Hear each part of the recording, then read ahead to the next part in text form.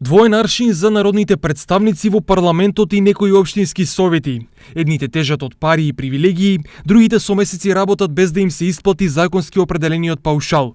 Класичен пример за тоа е состојбата во Берово и Делчево, каде партениците добиваат месечна плата од околу 60.000 денари. Само за бензин, за 320 поминати километри до и од Скопје, добиваат по 6.024 денари дневно. Месечно тоа е околу 103.000 денари за патни трошоци. Вкупно за еден месец работа, тие во джеб ставаат по околу 170.000 денари, или близу 3.000 евра.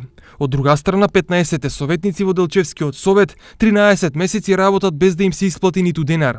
Општината им должи по 140.000 денари на секој од нив, или вкупно над 2 милиони денари. Исто го докажува и неговото ниво на разбирање на институциите во системот и неговото неснаоѓање како градоначалник, значи да снајде финансиски можности да ги исплати тие паушали. Верувам дека неговата плата е исплатена до крај. Откаде му толкава храброст или да кажем политичка некултура на градоначалникот да се однесува толку дрско и безобразно кон советот? Кога и дали до крајот на мандатот на актуелниот градоначалник Дарко Шехтански ќе им се исплатат за останатите паушали на советниците, од надлежните служби не добиваме информација.